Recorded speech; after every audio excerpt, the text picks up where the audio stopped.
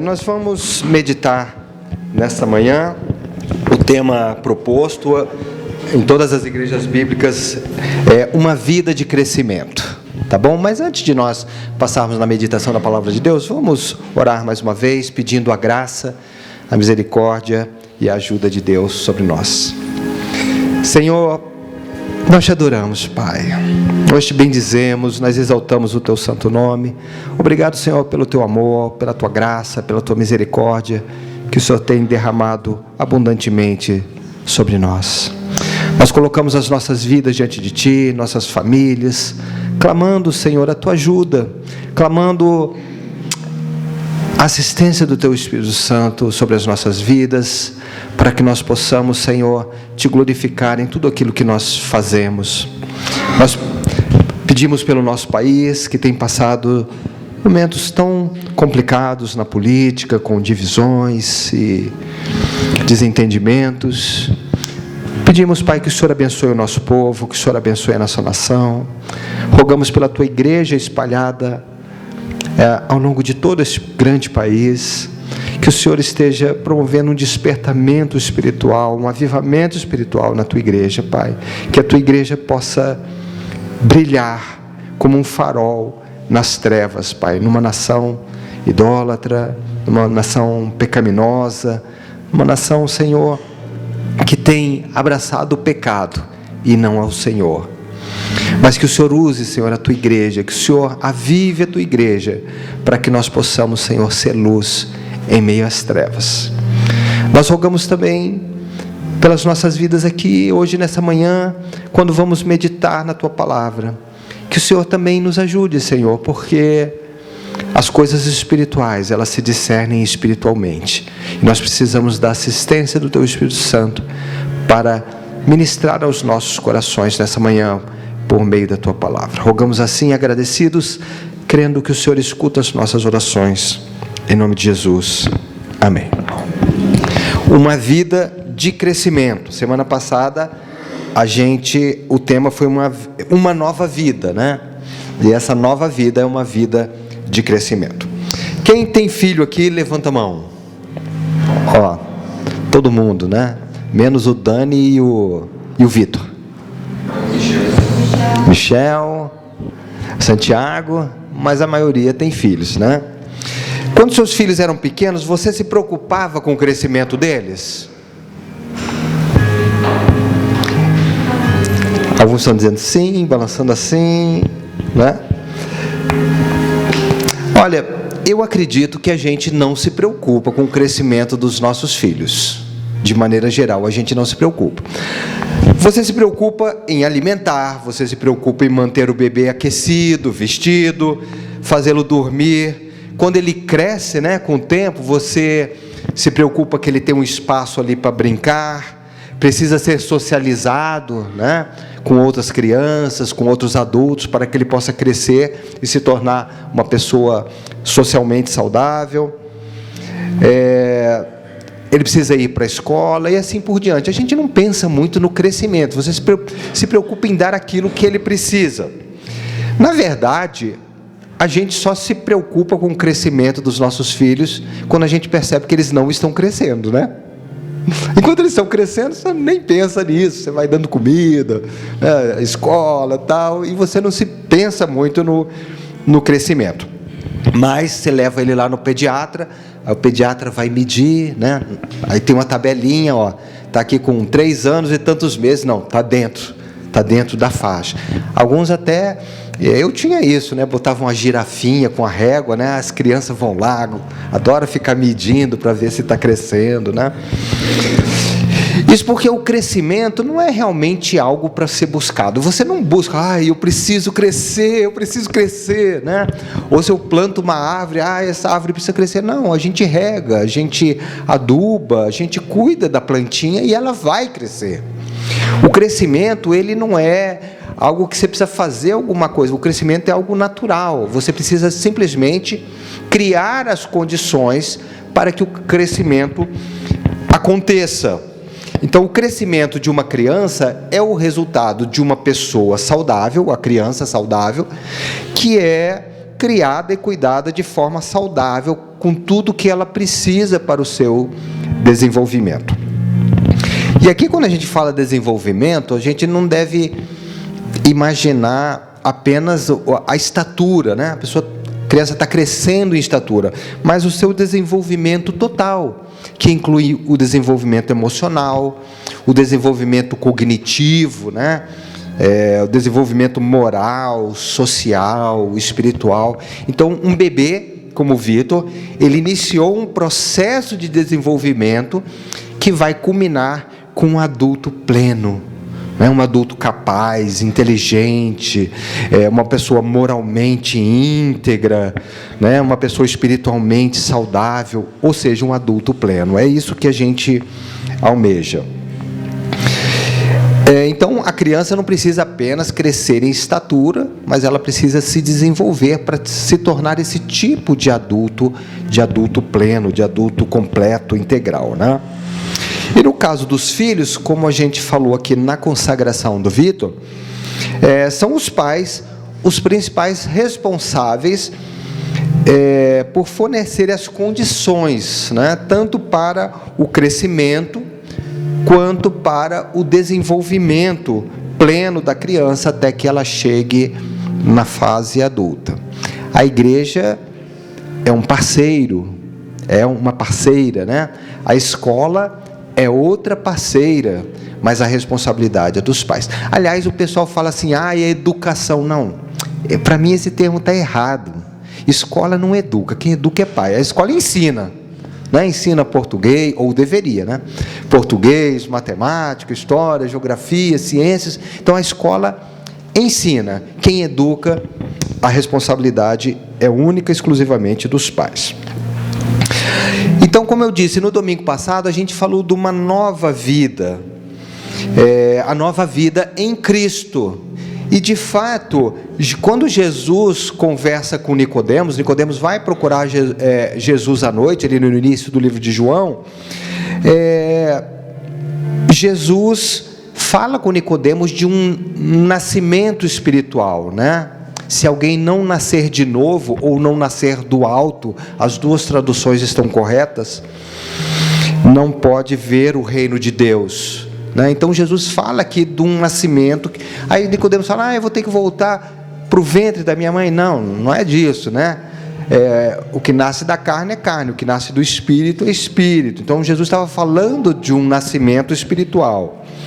E a Bíblia se refere àquele que crê em Cristo para a sua salvação como uma nova criatura. Se você for lá no segunda carta de Paulo aos Coríntios, capítulo 5, verso 17, está escrito, aquele que está em Cristo é uma nova criatura, as coisas velhas se passaram, eis que tudo se fez novo, não é?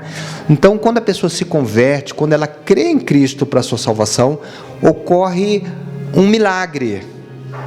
Deus dá uma nova vida para aquela pessoa, não é algo que você possa fazer. O que o Vitor fez para nascer? Nada, né? Vitor não fez nada para nascer, outras pessoas fizeram, não o Vitor.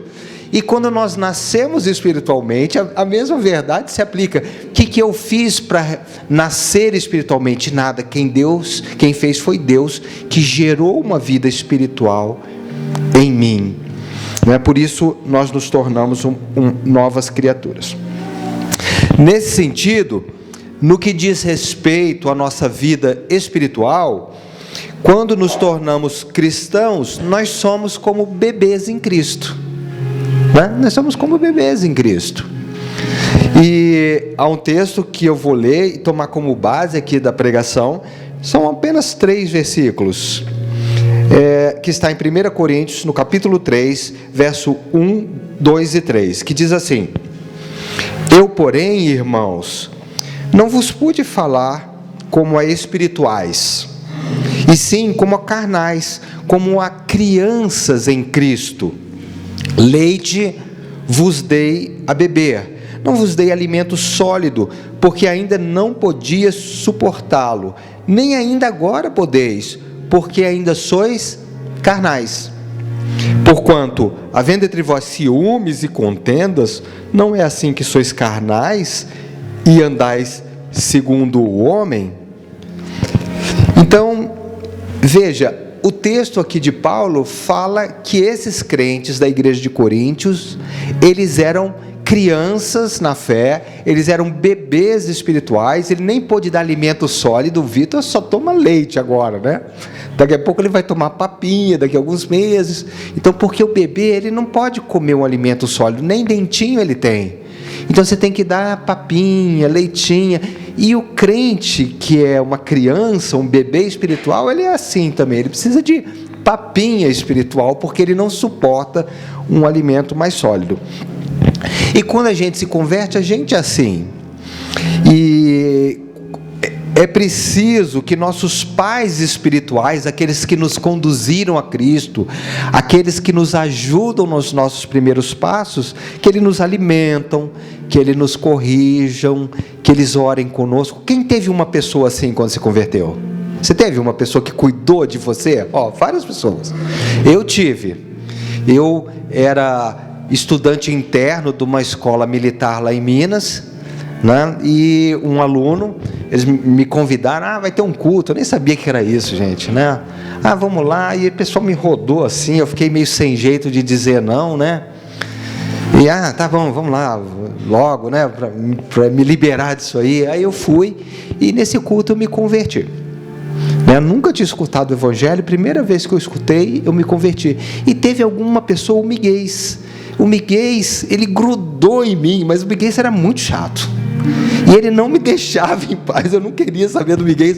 E o Miguel ia lá, e ele ia ler a Bíblia comigo. Não, vamos orar. E eu não queria saber nada de orar, né?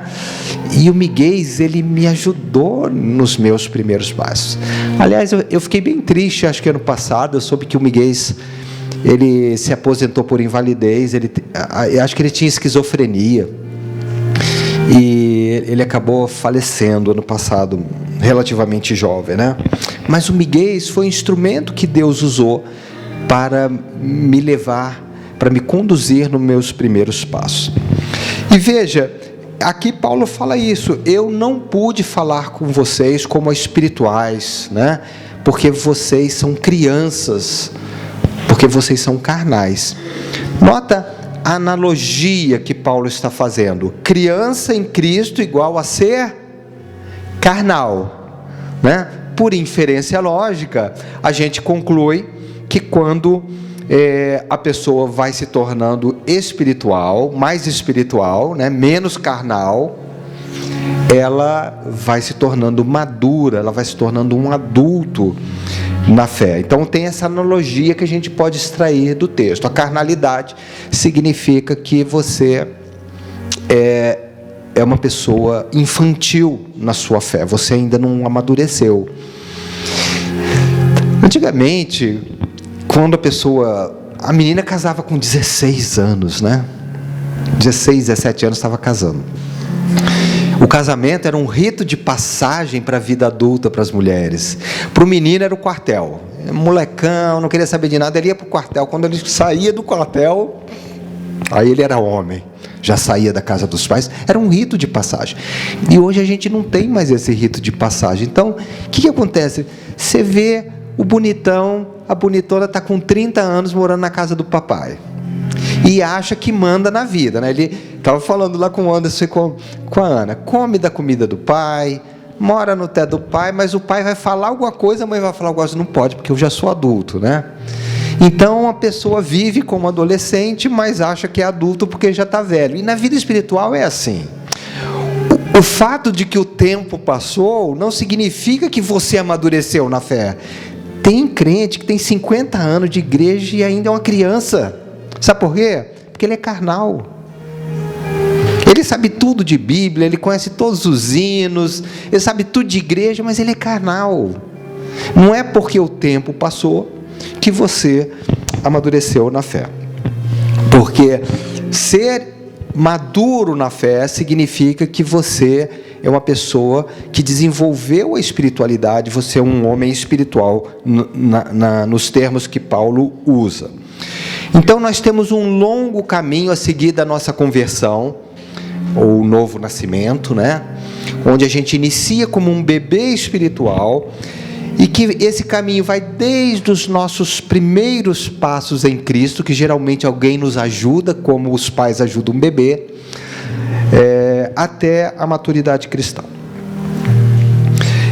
Porém, diferente do que acontece na nossa vida biológica, o fato de que você fez 21, né? Na nossa vida, a pessoa fez, 21 anos, agora eu sou adulto. Isso, então acabou, agora eu sou um adulto. Na vida espiritual não é assim. O nosso desenvolvimento espiritual, ele não acaba num determinado período. Eu me converti há 42 anos atrás. Não, agora eu sou, né, já atingi tudo que eu tinha que atingir. Não. Na vida espiritual, o nosso crescimento, ou o desenvolvimento espiritual, ele continua ao longo de toda a nossa vida, até o último dia, aqui na terra, eu vou estar crescendo espiritualmente, eu vou estar me desenvolvendo espiritualmente com a graça de Deus. Então, é um processo que não tem fim nesta vida. A igreja, na antiguidade, chamava esse processo de caminhada cristã. Né? Você se converteu, então você iniciou a sua caminhada cristã, a sua caminhada com Cristo. Você já está salvo, você recebeu o perdão dos seus pecados, agora você está nesse processo de santificação, em que Deus vai te transformando, Deus vai aumentando a sua fé. A Bíblia fala: crescei na graça e no conhecimento de Deus. Nós vamos aprendendo a viver pela graça de Deus. Tudo deu errado, mas a graça de Deus é suficiente. A gente tem que aprender isso.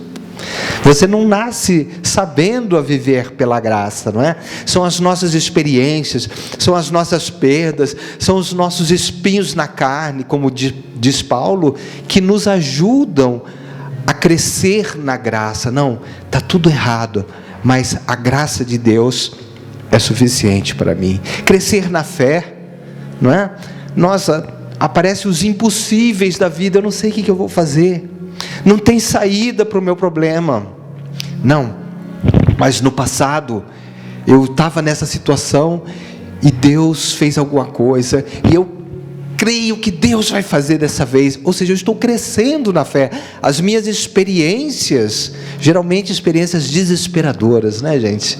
O Senhor coloca a gente naquela situação que você não tem saída, que você não vê como sair dali, e Deus te coloca para que você exercite a sua fé. Não, eu não sei o que fazer, mas eu sei quem Deus é, e eu sei que de alguma maneira que eu não posso nem imaginar, Deus vai fazer alguma coisa, Deus vai dar um escape, Deus vai dar uma resposta. E toda vez que a gente exercita a nossa fé vai sendo fortalecida.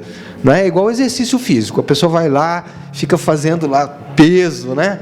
Ele está exercitando o músculo, aí o músculo dele vai crescendo, né? Vai ficando mais forte. A fé é assim, você precisa exercitar a sua fé, e quanto mais você exercita a sua fé, mais a sua fé vai crescendo. O chato é que para a gente exercitar a fé, a gente tem que estar numa situação muito ruim, né? A gente não exercita a fé quando tudo está bem, a gente exercita a fé quando tudo está ruim, né? Mas aí você exercita a sua fé, e você está desenvolvendo a sua fé está crescendo, você está aprendendo a viver da graça de Deus, você está aprendendo a obedecer a Deus diante das situações difíceis da vida. Então, diferente do que acontece na nossa vida biológica, nossa vida espiritual não se encerra quando nós nos tornamos adultos. Agora veja, em Filipenses 3, verso 12 a 14, diz assim: não que eu já tenha recebido ou tenha já obtido a perfeição, mas prossigo para conquistar aquilo para o que também fui conquistado por Cristo Jesus. Irmãos, quanto a mim, não julgo havê-lo alcançado, mas uma coisa faço, esquecendo-me das coisas que para trás ficam e avançando para as que diante de mim estão, prossigo para o alvo, para o prêmio da soberana vocação de Deus em Cristo Jesus. Esqueço-me das coisas que ficaram para trás. Paulo estava falando da vida anterior dele, da conversão, né? Mas o crente também tem que aprender a esquecer do que passou e olhar para frente, porque o alvo é Jesus. Eu tenho 42 anos de crente, já tive minhas experiências com Deus. Não importa, o que importa é que eu ainda não cheguei lá. Eu ainda prossigo para o alvo, para conquistar aquilo para o qual eu também fui conquistado. Quando que isso termina? Não termina. Enquanto você estiver nesta vida, você está crescendo em direção ao alvo. E sabe por quê? Porque o alvo é muito elevado. Qual é o alvo de Deus para você? É um alvo muito grande, irmãos. É um objetivo muito grande que Deus tem para a sua vida. E você quer saber qual é? Efésios capítulo 4, a partir do verso 11. Ele mesmo concedeu uns para apóstolos, outros para profetas, outros para evangelistas e outros para pastores e mestres, com vistas ao aperfeiçoamento do santo para o seu serviço, o desempenho do seu serviço para a edificação do corpo de Cristo, até que todos cheguemos à unidade da fé. Olha só, a minha fé tem que ser igual à sua igual à dela, ou seja, Deus quer que a gente chegue numa única fé. Não é que eu tenha mais fé que você tem. Não, a gente vai chegar numa única fé, a fé perfeita, do pleno conhecimento do Filho de Deus, a perfeita varonilidade, um adulto perfeito, à medida da estatura da plenitude de Cristo, para que não mais sejamos como meninos, agitados de um lado para o outro, levados ao redor por todo o vento de doutrina, pela artimanha de homens, pela astúcia com quem induz ao erro. Então o objetivo de Deus para você nesta vida é que você se torne uma pessoa semelhante a Cristo, que você atinja a estatura de Cristo. Lembra a girafinha? Que a criança fica vendo se já chegou lá? Quanto que ela cresceu? A nossa girafinha é Cristo. O objetivo é você chegar na estatura de Cristo. Você tem que ser igual a Cristo, igual no que você faz, igual no que você fala, em tudo na sua vida você tem que refletir a pessoa de Cristo naquilo que você faz. E aqui eu destaco como que a gente pode crescer. Eu disse que nós não precisamos nos preocupar com o nosso crescimento, a não ser quando ele não acontece, né? Eu preciso criar as condições para que o crescimento espiritual aconteça. E a nossa necessidade mais básica para o crescimento é termos um relacionamento com Deus, um relacionamento pessoal com Deus. Não apenas vir na igreja, que é muito importante, não apenas participar das atividades da igreja, do culto público, mas você ter um relacionamento pessoal com Deus. Quando você se converteu, você recebeu a vida eterna. A vida eterna é a vida de Deus em nós. Deus gerou a vida eterna em você. Nós estávamos mortos por causa dos nossos pecados, e nós passamos a viver ao receber a vida de Deus em nós. O nosso relacionamento com Deus estava interrompido por causa do pecado, mas agora por meio de Cristo nós temos um relacionamento direto e pessoal com base na morte de Cristo. E a coisa mais importante para o nosso crescimento espiritual é nós participarmos ativamente desse relacionamento com Deus. E nós fazemos isso principalmente nos comunicando com Deus e deixando que Ele fale conosco. Primeiro, pela leitura e pelo estudo da Bíblia. Essas são necessidades básicas, gente. É o leitinho, né? Isso é o leitinho espiritual. Você precisa ler a Bíblia. Você precisa conhecer a Bíblia. Você precisa conhecer aquilo que Deus revelou para nós na sua palavra, nas Escrituras Sagradas. Isso é o leitinho. Isso não é uma coisa muito grande que você vai fazer. Isso é a papinha. Para que você possa crescer, você precisa ler e conhecer a sua Bíblia. Você precisa orar. Você precisa falar com Deus, porque Deus se comunica com você por meio das Escrituras, mas você precisa também comunicar com Deus. Sem comunicação não há relacionamento. E se você não lê a sua Bíblia e ver o que Deus está falando com você ali. E se você não fala com Deus em oração, você não está desenvolvendo um relacionamento pessoal com Deus. E você também precisa participar ativamente na família da fé, que é a igreja. Ah, mas como assim é a igreja? Não, a criança cresce numa família, não é? E quando você está na igreja, Deus providencia o crescimento na família. Como? Deus trata de nós na igreja.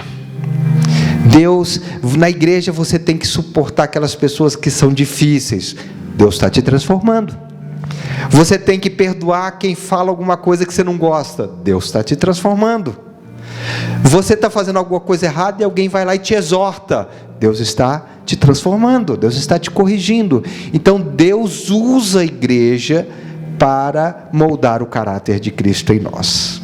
Então é fundamental você ler a sua Bíblia, você orar, você participar ativamente da família da fé. Isso é o básico, do básico, do básico. É o leitinho, é a papinha. Mas quando você faz isso, você está criando as condições para o seu crescimento espiritual. Mas você precisa dar um passo além para que você possa crescer. Você precisa reconhecer o senhorio de Cristo sobre a sua vida.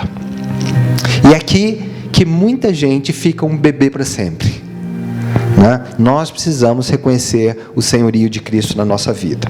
Esse é um passo muito importante para o crescimento espiritual e para o nosso desenvolvimento como cristãos. Isso parece ser algo simples. Não, mas Cristo é o meu Senhor. Eu tenho certeza que você pensou isso aí quando eu falei. Não, Cristo é o meu Senhor. É, o meu também, né?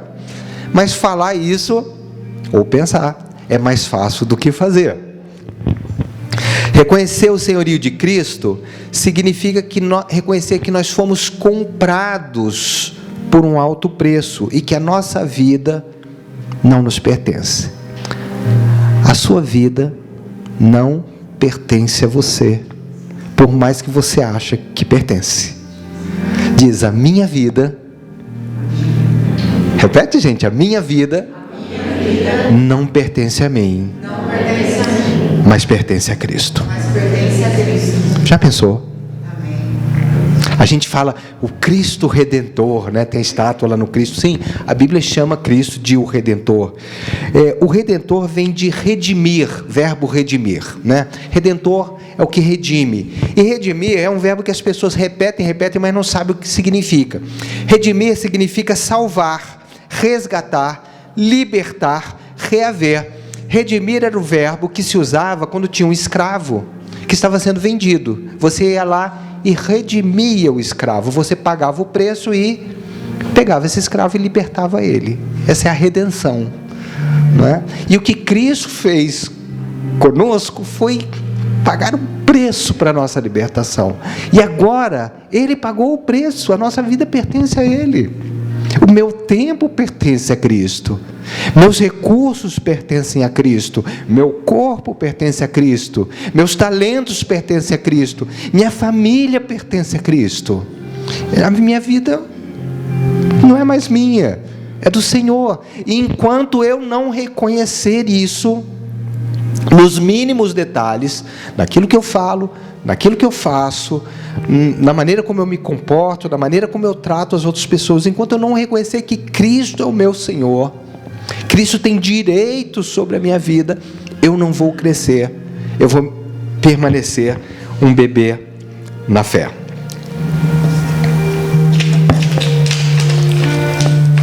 Colossenses 1, 9 e 13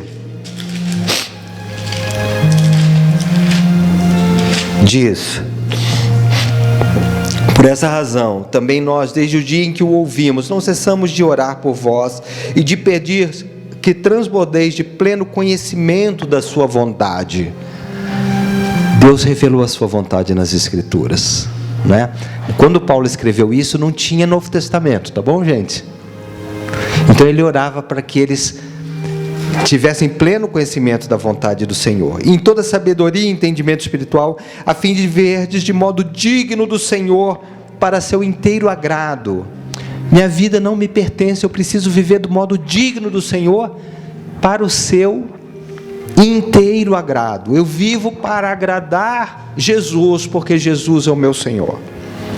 Frutificando em toda boa obra e crescendo no pleno conhecimento de Deus, sendo fortalecidos com todo o poder, segundo a força da sua glória, em toda perseverança e longanimidade com alegria, dando graças ao Pai, que nos fez idôneos à parte que nos cabe da herança dos santos na luz.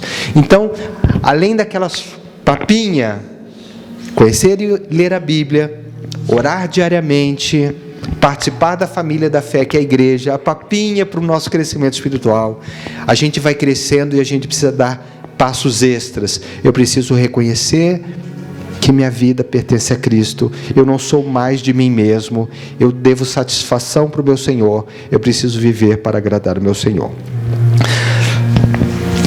Mas a gente precisa dar um passo mais para a gente crescer. O problema que nós encontramos quando nós reconhecemos o senhorio de Cristo na nossa vida, e que nós decidimos que a partir de agora eu vou viver para agradá-lo, é que imediatamente se inicia dentro de nós uma luta ferrenha, a luta da carne contra o espírito. Quem nunca tomou essa decisão não tem essa luta, tá bom, gente? Agora, se você fala, Cristo é o meu Senhor, eu vou viver para agradá-lo, aí começa uma luta aí dentro de você, uma luta ferrenha, uma luta enorme, porque com a sua mente você quer agradar a Deus, mas as inclinações pecaminosas dentro de nós querem nos levar para outra direção, e existe essa luta, essa guerra da carne contra o espírito. Nós decidimos fazer o que agrada a Deus, mas quando a gente olha, a gente está fazendo aquilo que desagrada a Deus. Não é assim com você? Essa é a história do povo de Israel no Antigo Testamento. Não é verdade? Vez após vez, o povo de Israel falhava em agradar a Deus, falhava em obedecer a Deus.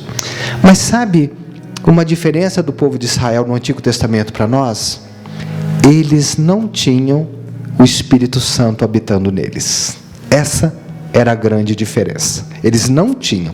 O Espírito Santo usava determinadas pessoas especiais, que eram ungidas, o profeta ela ungia aquela pessoa com óleo, o Espírito Santo descia sobre ela e passava a usar aquela pessoa. Mas Deus prometeu que derramaria o Espírito Santo. Jesus reafirmou essa promessa se cumpriu no Pentecostes, e hoje a gente tem o Espírito Santo habitando em nós. E o passo extra que nós temos que dar no nosso crescimento espiritual é o que Paulo fala em Romanos, capítulo 7, finalzinho do capítulo 7 e capítulo 8. Eu gostaria de ler esse texto. Paulo expressa essa luta da carne contra o espírito de uma forma poética no capítulo 7, né? Ele diz assim, verso 22 a 24, 7, 22 a 24: porque no tocante ao homem interior tenho prazer na lei de Deus. E nós somos assim, né? A gente tem prazer na lei de Deus. Mas vejo nos meus membros outra lei, que guerreando contra a lei da minha mente, me faz prisioneiro da lei do pecado que está nos meus membros. Ah, desventurado homem que sou, quem me livrará do corpo dessa morte? Essa é a experiência de toda pessoa que fala assim, eu vou viver para agradar a Deus. Se você é uma pessoa, você vai ter essa experiência. Você fala, eu vou viver para agradar a Deus. Aí você, daqui a pouco, está falando alguma coisa que não deve. Você magoa alguém. Você deixa de fazer alguma coisa porque você não está com vontade. Essa é a experiência que a gente tem. É a experiência comum da humanidade, porque nós vivemos debaixo do pecado ainda nessa existência. E se isso fosse tudo, a nossa situação ia ser desesperadora. Como Paulo, miserável, desventurado homem que sou.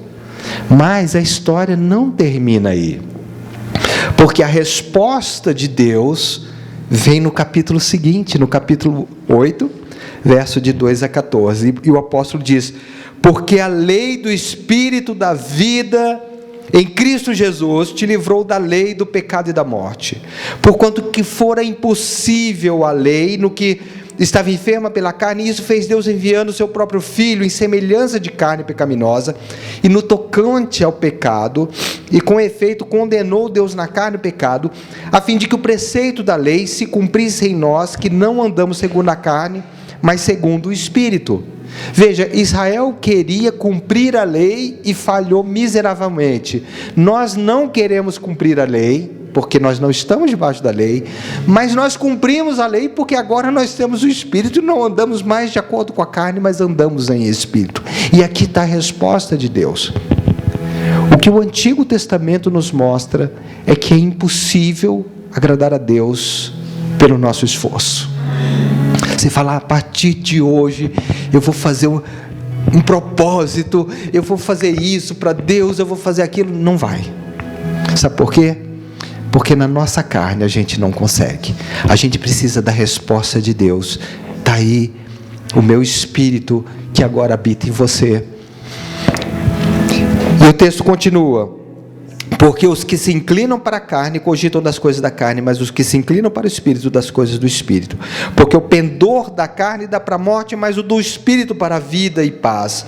Por isso o pendor da carne é inimizade contra Deus, pois não está sujeito à lei de Deus, nem mesmo pode estar. Portanto, os que estão na carne não podem agradar a Deus. Vós, porém, não estáis na carne, mas no Espírito, se de fato o Espírito de Deus habita em vós, e habita porque nós temos a Cristo. E se alguém não tem o Espírito de Cristo, esse tal não é dele. Se, porém, Cristo está em vós, o corpo, na verdade, está morto por causa do pecado, mas o Espírito é vida por causa da justiça. Amém.